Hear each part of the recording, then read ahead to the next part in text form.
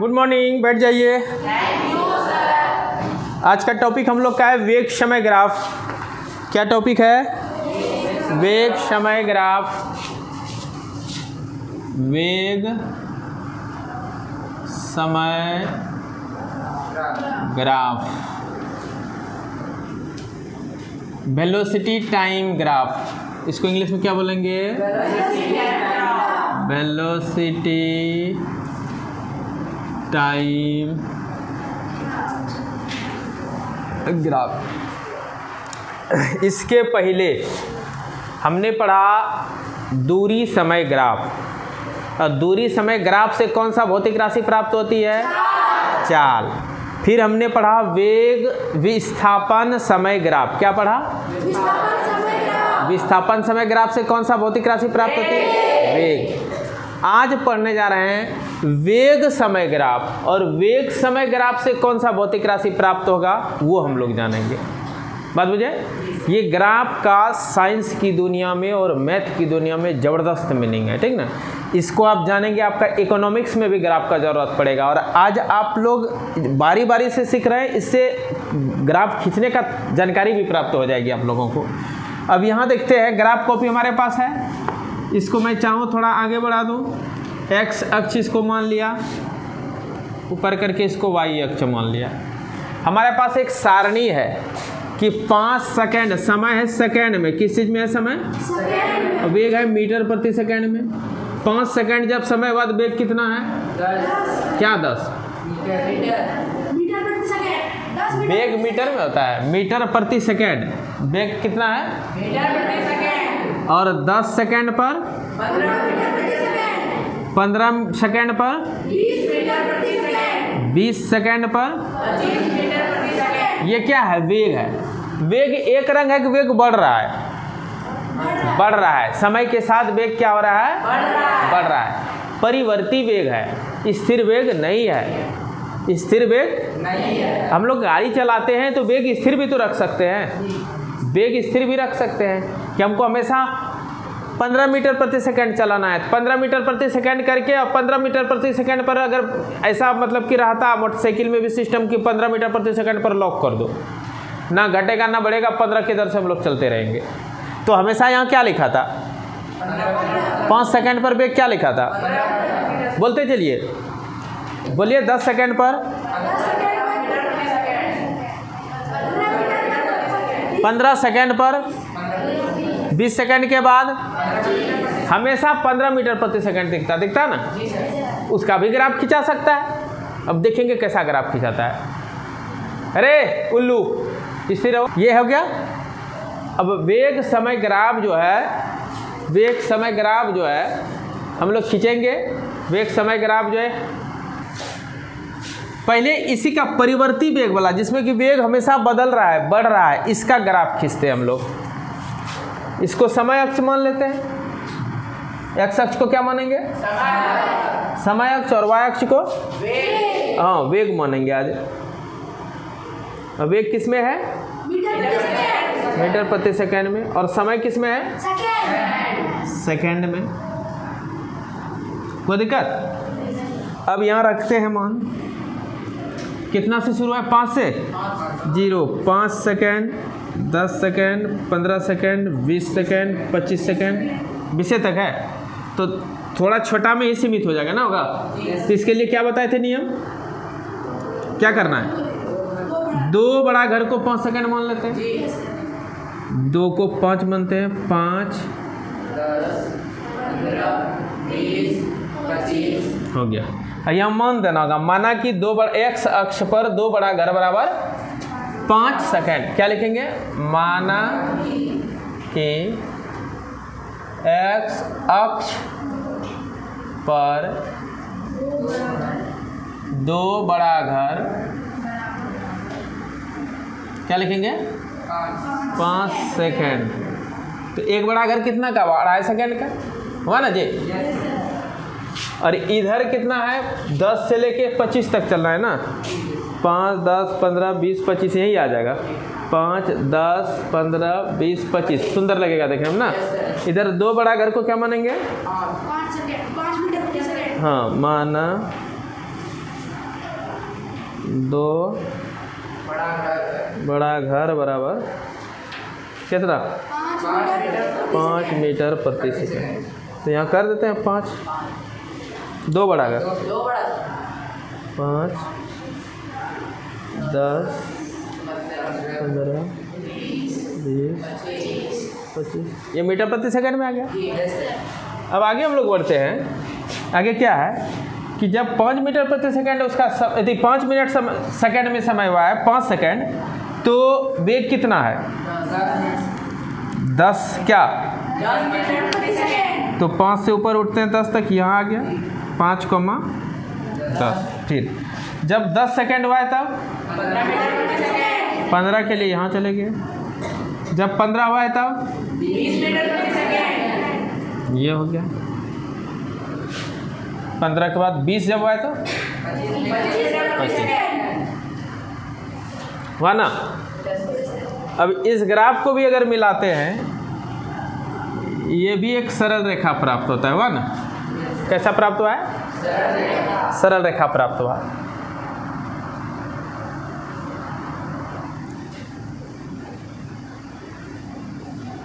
यहाँ थोड़ा सा क्या हुआ कि हम 0 से अगर प्लॉट करते हैं एक नियत ढंग से, फिर भी सरल रेखा ही प्राप्त हुआ। क्या हुआ प्राप्त, सरल रेखा प्राप्त हुआ। समय और वेग अक्ष के बीचों बीच अगर सरल रेखा प्राप्त होता है तो एक समान दर से वेग बदल रहा है, एक समान दर से वेग वृद्धि को प्रदर्शित करता है ना। और इस ग्राफ से हमको मिलेगा क्या, क्या मिलेगा पता नहीं। यहाँ से हम एक इस अक्ष के समांतर, एक्स अक्ष के समांतर रेखा खींच देते हैं और इस बिंदु पर भी एक्स अक्ष के समांतर रेखा खींचते हैं।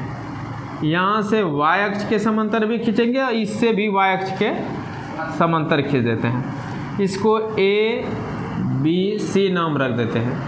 एक अनुपात इन दोनों भुजा का हम लोग अनुपात ज्ञात करते हैं, भुजा BC बटे भुजा AC। इसको ऐसे ढाल कहते हैं, ठीक ना। ये बटे ये का नाम क्या है, ढाल। हाँ, अगर ये वाला भुजा बटे ये वाला, जिसको कि हम लंब कह सकते हैं और आधार कह सकते हैं ना। एक्चुअल में लंब और आधार का डेफिनेशन कोण के आधार पर होता है। अभी फिलहाल में बच्चा के लिए कॉन्सेप्ट दिया जा सकता है कि जो भुजा ऐसे क्षैतिज है उसको आधार कर दो, जो खड़ा है उसको लंब कर दो, और समकोण के सामने वाली भुजा कर्ण, ये जानते होंगे। तो लंब बटे आधार अगर करते हैं BC बटे AC, तो BC का मान कैसे निकलेगा, इसका मान कितना होगा। तो यहाँ से यहाँ तक का मान कितना है 10 मीटर प्रति सेकंड, और यहाँ से यहाँ तक 25 मीटर प्रति सेकंड में 10 मीटर प्रति सेकंड घटा सकते हैं। अर्थात इस बिंदु को हम कह सकते हैं V1, क्या कर सकते हैं और इस बिंदु को V2। और टाइम भी, टाइम अक्ष पर जब चलेंगे तो यहाँ तक का टाइम कितना है 5 सेकंड, और यहाँ तक का टाइम, तो ये पूरा में इतना सा घटा देंगे। इसको हम T2 टाइम कर सकते हैं। इस टाइम को क्या कर देंगे T2, इस टाइम को T1। जैसे इधर इस बेग को क्या कर दिया V1, और इस बेग को क्या कर दिया V2, और इस टाइम को क्या कहेंगे T1, इस टाइम को क्या कर देंगे T2। तो T2 में T1 वाली घटा देंगे तो बीच वाला नहीं निकल जाएगा, ऐसे निकलेगा पूरा। यहाँ से T2 में T1 को घटा देंगे तो कितना सा बच जाएगा, ऐसी बारी नहीं बचेगा।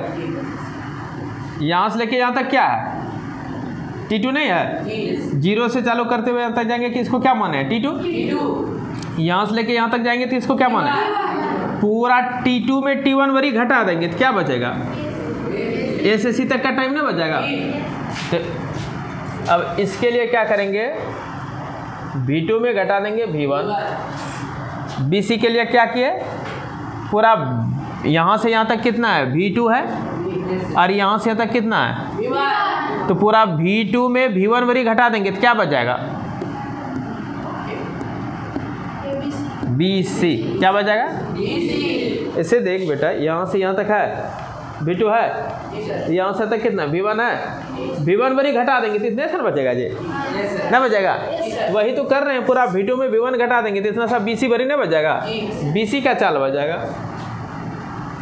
फिर AC निकालना है।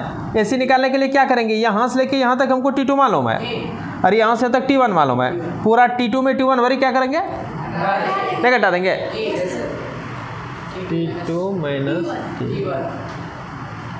तो B2 में V1 घट गया तो वेग में परिवर्तन कहलाएगा ना। ये क्या निकला, इसको क्या कहोगे, वेग में परिवर्तन नहीं कहोगे, वेग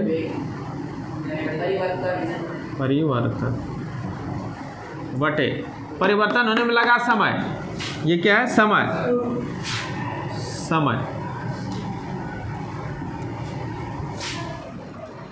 20 सेकंड में 5 सेकंड खोल देंगे, 15 सेकंड ये बीच का समय लगा कि जब वो 10 मीटर प्रति सेकंड से चलना चालू किया, 10 से वेग बढ़ते बढ़ते बढ़ते बढ़ते कितना हो गया है 25। तो 10 से 25 होने में कितना समय लगा है, तो 10 कब था 5 सेकंड पर और 25 कब हो गया 20 सेकंड पर। तो 10 से लेके 25 वेग होने में कितना समय लगा, 15 सेकंड नहीं लगा। लकी का ध्यान क्या है, ये जो टाइम है, ये टाइम जब 5 सेकंड था तब वेग कितना था, यहाँ क्यों इसको उठाएं 10 वेग एक पास आने के लिए ना। और जब टाइम 20 सेकंड हुआ तब वेग कितना है, तो वेग जो 10 से 25 हुआ, 10 से बढ़ते बढ़ते बढ़ते बढ़ते 25 पर जो हम चले गए, तो 10 से 25 होने में कितना समय लगा, तो 20 सेकंड में 5 सेकंड में खोल देंगे, घटा देंगे तो 15 सेकंड नहीं हो जाएगा। नहीं बुझ रहे हैं, समझ रहे हैं, समझ रहे हैं।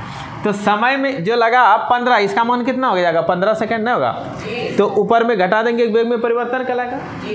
अंतिम वेग में प्रारंभिक वेग को घटाने के बाद क्या कहलाता है, परिवर्तन। और परिवर्तन को समय से भाग देते तो उसको दर कहते हैं। फर्स्ट क्लास में मैं पढ़ाया हूँ, वेग में परिवर्तन को समय से भाग देते हैं तो क्या प्राप्त होता है, दर। परिवर्तन को समय से भाग देते हैं तो क्या प्राप्त होता है, दर। तो क्या वेग में परिवर्तन की दर को क्या कहते हैं, त्वरण। वेग में परिवर्तन की दर को क्या कहते हैं, आप लोगों में समस्या क्या है, शुरू वाला क्लास जो है ना बढ़िया से नहीं तैयारी किया लगता है, इसीलिए क्लास शुरू का तैयारी कीजिए, बात बुझे ना। हमेशा समझ में दिक्कत हो तो एक दिन बोलिए सर पीछे का ही फिर पढ़ाइए, फिर पढ़ा दूंगा, 2 दिन पढ़ा दूंगा, 3 दिन पढ़ा दूंगा, लेकिन आप बोलेंगे तब तो। और अगर आप पढ़े और जान रहे तो क्वेश्चन पूछने के बाद रिप्लाई देना चाहिए, तब पढ़ाने में अच्छा लगता है, ठीक है। कि हमको आपको पढ़ाना है ना जी, आप लोग पढ़ रहे हैं। मेरा मतलब कि मुद्दा है, मोटो है आपको तेज करना, हमको पढ़ाना केवल मुद्दा नहीं है, हमारा लक्ष्य है आपको तेज करना। चलिए, त्वरण जो है वेग में परिवर्तन बाय समय, इसका अर्थ क्या हुआ, समय एकांक समय में जो भी कुछ होता है घटना उसको दर कह सकते हैं। तो वेग में परिवर्तन एकांक समय में निकल जाएगा। कैसे निकलेगा, तो देखिए कैसे निकलेगा। अंतिम वेग कितना था 25 घटाओ प्रारंभिक वेग कितना था, समय कितना लगा था, समय लगा था 20 सेकेंड घटाओ 5 सेकेंड यानी 15 सेकेंड। 20 सेकेंड घटाओ, ये बच गया कितना 15 मीटर प्रति सेकेंड। वेग ना है ये 25 मीटर प्रति सेकेंड में 10 मीटर प्रति सेकेंड घटाएंगे कितना बचेगा, हाँ। और समय 5 सेकेंड में 25 सेकेंड में 5 सेकेंड घटा देंगे कितना बचेगा 20 मीटर 20 है यहाँ, ये 20 है, 20 सेकेंड नहीं है यहाँ। देखिए यहाँ से यहाँ तक समय कितना लगा है 20 सेकेंड है ना जी, ये 20 है। 20 सेकेंड में 5 सेकेंड घटा देंगे कितना बच जाएगा 15 सेकेंड में परिवर्तन हुआ 15 मीटर प्रति सेकेंड। तो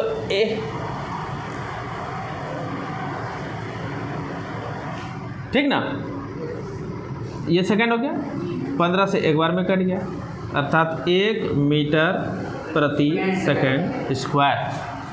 कोई दिक्कत,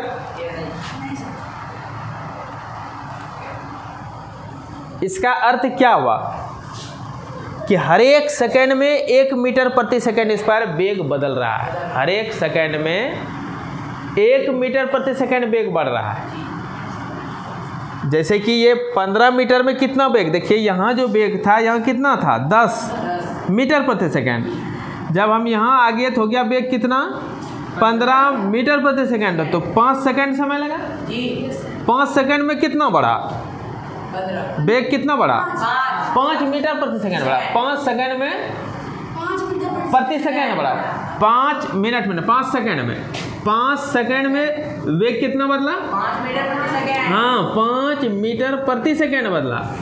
तो एकांक सेकेंड में कितना होगा, तो 5 मीटर प्रति सेकेंड को 5 सेकेंड से भागने दे देंगे, एक हो जाएगा। तो 1 मीटर प्रति सेकेंड स्क्वायर 2 सेकेंड हो जाएगा ना, बट्टे में ये सेकेंड प्रति का अर्थ बट्टा होता है, तो ये बट्टे में सेकेंड है, ये भी सेकेंड है, सेकेंड गुना सेकेंड, सेकेंड स्क्वायर। इसीलिए त्वरण का ऐसा मतलब क्या होता है, शुरू का क्लास किए थे नहीं किए पढ़ लीजिएगा, ठीक ना, पढ़ाया हुआ मेरा क्लास है इसलिए रिकॉर्ड किया हुआ, आपको परेशानी नहीं होगी, ठीक ना।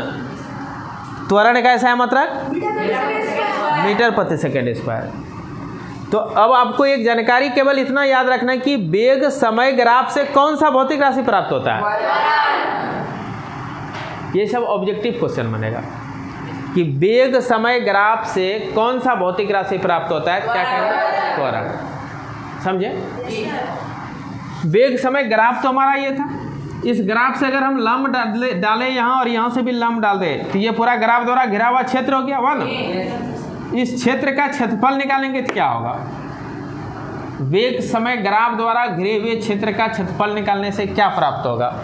मैं इस जगह निकाल के दिखा दूँ, टेक्निकल टीम को दिक्कत, तो यही खींचता हूँ, देखिए इतना शॉर्ट जगह में मैं कर दूंगा, लिखूंगा वेग समय ग्राफ का ग्राफ द्वारा घिरे क्षेत्र का क्षेत्रफल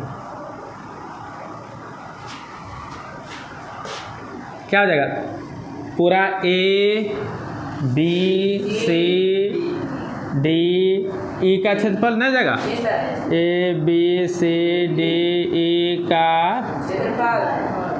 तो इसका क्षेत्रफल कैसे निकालेंगे, इसका क्षेत्रफल निकालेंगे दो तरीका है।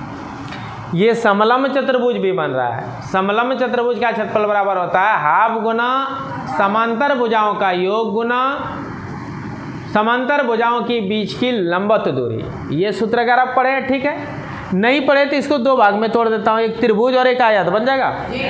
तो इसको दो भाग में तोड़ते हैं, त्रिभुज ए बी सी का क्षेत्रफल और प्लस कर देंगे आयत, प्लस आयत, कौन आयत ए सी डी ई का क्षेत्रफल, ए सी डी ई का क्षेत्रफल। अब इसका क्षेत्रफल त्रिभुज का क्षेत्रफल हाफ गुना आधार गुना प्लस आयत का क्षेत्रफल लंबाई गुना चौड़ाई। ऊंचाई कब होगा आयत मेरे, हाफ गुना आधार। अब इसका आधार हम किसको कर सकते हैं, यहाँ से तक का भुजा को, और ये भुजा कितना है T2 minus T1, T2 minus ये ना, जो कि अभी यहाँ 15 होगा, T2 माइनस T1। चौड़ाई कितना होगा, ये नहीं हाफ गुना आधार गुना ऊंचाई, ऊंचाई तो इसको कहेंगे, ये पूरा V2 है, यहाँ से तक V1 है, तो इसको क्या लिख देंगे V2 माइनस नहीं लिख देंगे, यहाँ हो जाएगा V2 माइनस V1। अर्थात ये तो हो गया आपका आयत का भी प्लस आयत का नहीं त्रिभुज का हुआ प्लस। अब आयत में चलिए, लंबाई गुना चौड़ाई, लंबाई आप किसको मान सकते हैं, किसी को मान लीजिए, इसमें कोई आपत्ति नहीं है। अब ए से सी तक को लंबाई मानेंगे तो ये T2 माइनस T1 हो जाएगा, T2 माइनस गुना, अगर इसको लंबाई माने तो इसको चौड़ाई मानना पड़ेगा, और ये चौड़ाई क्या है, ये V2 माइनस V1 नहीं होगा, इस भुजा को क्या हाँ या कहिए V1 माइनस V0, इसका संकेत V0 रख दीजिए, V1 माइनस V0।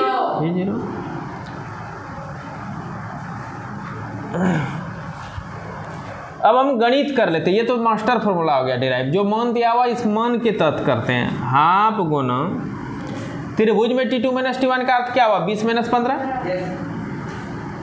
20 - 15, 20 - 15 गुना V2 - V1 का अर्थ क्या हुआ? V2 यहाँ है, V1 यहाँ है, ये ना बुझाया 3 25 - 10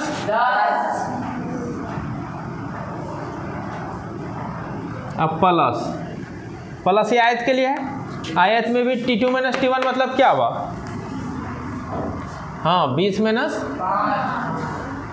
गुना V1 - V0 का अर्थ क्या हो जाएगा? V1 है 10 - V0 0 है, 10 - 0। बोलिए कोई दिक्कत? ये समझे? हाँ हाफ गुने ये 15 हो गया, गुने 15 हो गया, प्लस 15 गुने 10, 15 15 225/2, 15 दंग 150। ये हो गया कितना है? 112.5। इसको जोड़ो 262.5 मीटर। मीटर में क्यों आया? यहाँ देखिए ये समय है और ये चाल है। चाल गुना समय बराबर दूरी होता है ना होता है? इसमें भी देखिए ये चाल है, चाल में वेग, वेग है और समय है। वेग गुना समय बराबर क्या होता है? विस्थापन नहीं होता है? हाँ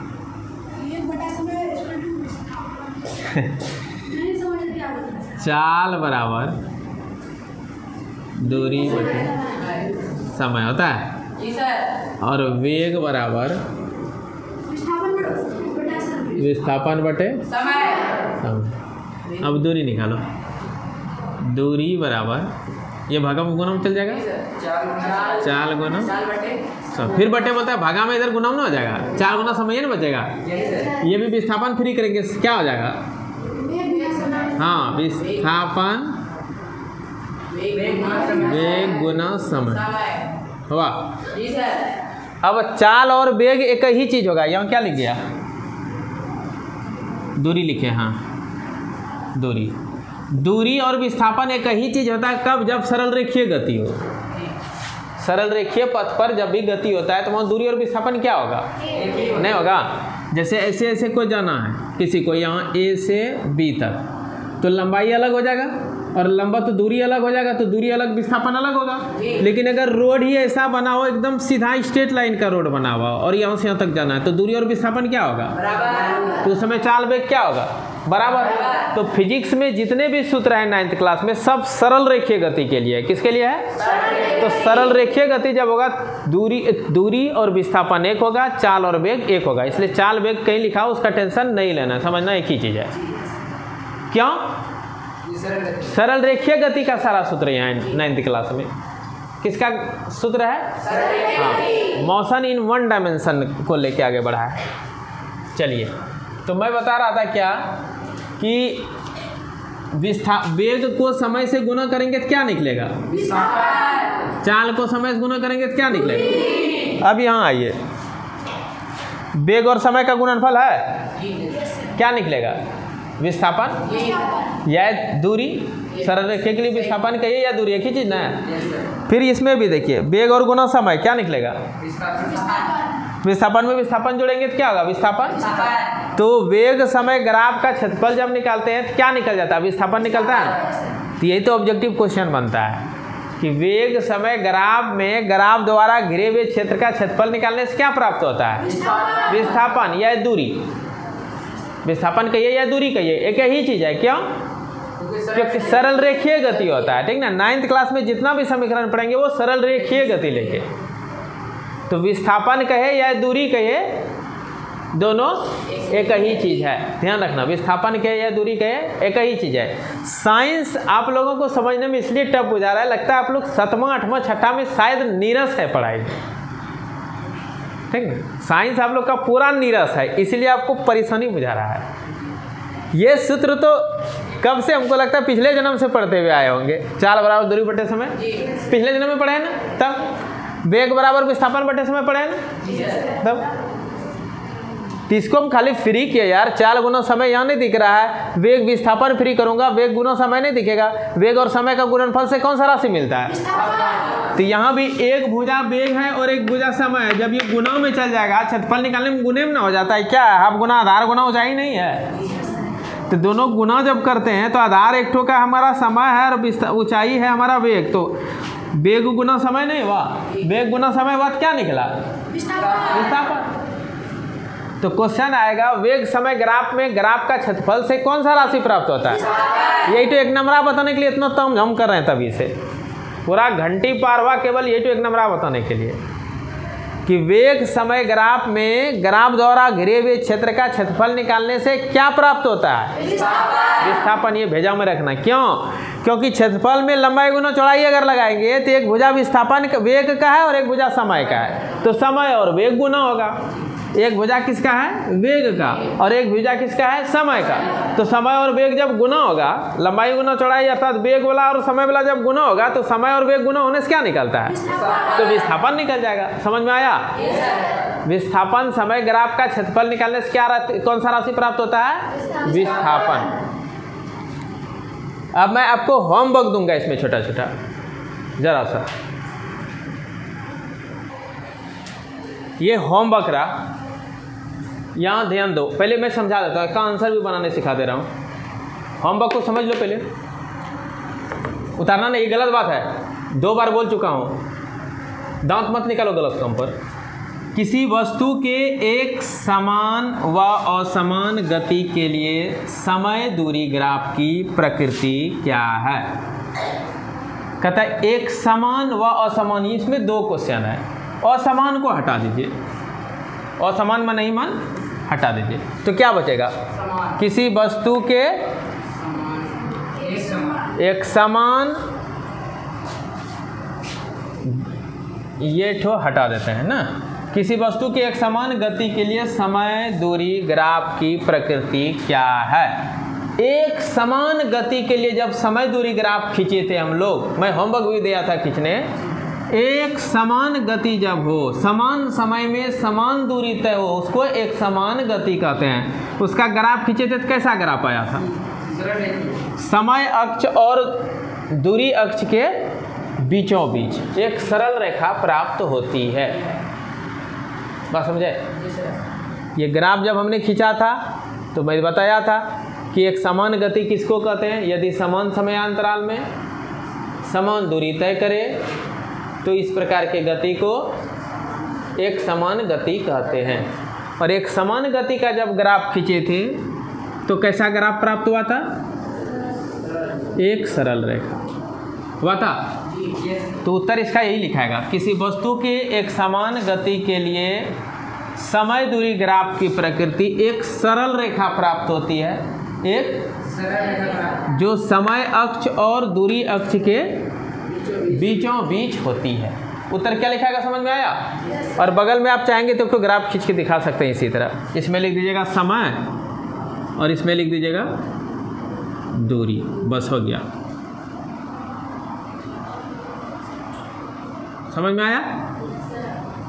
अब इसका दूसरा उत्तर कि किसी वस्तु, अब इसको गैप कर दीजिए, ये समझिए नहीं है और ये है, ठीक ना, वह सहित इसमें अब ले लीजिए।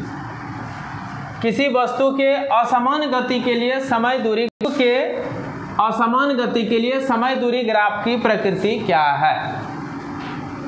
समय दूरी ग्राफ की प्रकृति क्या है, कैसे गति के लिए असमान गति। इसमें क्या था कि समान समय में समान दूरी तय नहीं करे, ये था। और इसका ग्राफ मैं कैसे बताया था, तो ऐसे भी हो सकता है, ऐसे भी हो सकता है, ऐसे भी हो सकता है। वक्र रेखा, कैसा रेखा, वक्र रेखा प्राप्त होती है। लिखेंगे किसी वस्तु के असमान गति के लिए समय दूरी ग्राफ एक वक्र रेखा प्राप्त होती है। कैसी रेखा, वक्र रेखा, जो समय और दूरी अक्ष के बीचों बीच होती है। समझ में आया। कैसी रेखा प्राप्त होती है, वक्र में टेढ़ी रेखा। और सरल रेखा किस में होगा, समान गति में। एक समान गति में कैसा रेखा प्राप्त होगी, सरल रेखा। और समान गति में, और ये रेखा कहाँ होगी? तो समय और दूरी के खत्म हो गया। किसी वस्तु के गति के विषय में आप क्या कह सकते हैं जिसका दूरी समय ग्राफ समय अक्ष के समांतर एक सरल रेखा है? देखिए ये समय है, कहता है दूरी समय आप ग्राफ खींचे तो एक समय अक्ष के समांतर रेखा मिल गया है। इसका अर्थ क्या हुआ कि 10 मिनट में वो 20 मीटर गया था। इसका चार्ट बनाते हैं, 5, 10, 15, 20 सेकेंड है। इधर है 3 metre, 6 metre, 3 metre, 3 metre, 3 metre, 3 metre, मतलब 5 सेकेंड के बाद भी 3 मीटर, 10 सेकेंड के बाद 3 मीटर, 15 सेकेंड के बाद 20 सेकेंड के बाद, तब इसको मिलाएंगे समय अक्ष के समांतर नहीं हो जाएगा? इसका मतलब वो पिंड क्या है? वो पिंड विराम में है। क्या होगा? वो पिंड विराम है। तभी तो दूरी बढ़ेगा ही नहीं, हमेशा समय बढ़ते जा रहा है, दूरी वही है। 10 बजे देख रहे हैं तो वो 5 मीटर पर, 3 मीटर पर है। 11 बजे देखेंगे तो 3 मीटर पर, 12 बजे देखेंगे तो दूरी उसका बढ़ ही नहीं रहा है। इसका मतलब क्या है? विराम में है। तो उत्तर होगा किसी वस्तु के गति के विषय में जिसका कि दूरी समय ग्राफ समय अक्ष के समांतर सरल रेखा होती है, हम कह सकते हैं कि वह वस्तु किस में है? विराम में। इसका उत्तर सीधे होगा, हम कह सकते हैं कि वह वस्तु विराम में है। आगे, किसी वस्तु की गति के विषय में आप क्या सकते हैं जिसका चाल समय ग्राफ समय अक्ष के समांतर सरल रेखा हो? समय अक्ष के समांतर, ये समय है और इसमें चाल है, और कहता है समय अक्ष के समांतर हो जाए ग्राफ। मतलब क्या हुआ? देखिए 5 सेकेंड पर तो ये बाकी बताया हुआ है, ये पूरे बना लेंगे, इसको बना लेना पूरा, ठीक है? फिर नेक्स्ट क्लास में हम लोग मिलते हैं, ठीक? जरा सा मैं इसको बता लेता हूँ, यहाँ देख लो, बना लेना, लेकिन फिर भी थोड़ा सा एक बच्चा को प्रॉब्लम हो रहा है। यहाँ देखो क्या है, हमेशा नियत हो रहा है, हमेशा चाल क्या हो रहा है? नियत हो रहा है। तो कहेंगे एक समान चाल को प्रदर्शित करता है। क्या कहेंगे? जैसे कि 5 सेकंड पर 10 मीटर प्रति सेकंड, 15 सेकंड पर 10 मीटर प्रति सेकंड, 20 सेकंड पर वही 10 मीटर प्रति सेकंड, हमेशा एक ही नियत चलना है ना। तो समय अक्ष के समांतर अगर चाल वाला ग्राफ हो तो क्या कहेंगे इसको? एक समान चाल से गतिशील है। बाकी ये तो अभी तुरंत पड़ा है, समझ गए? ठीक है, फिर मिलते हैं नेक्स्ट क्लास में। Thank you.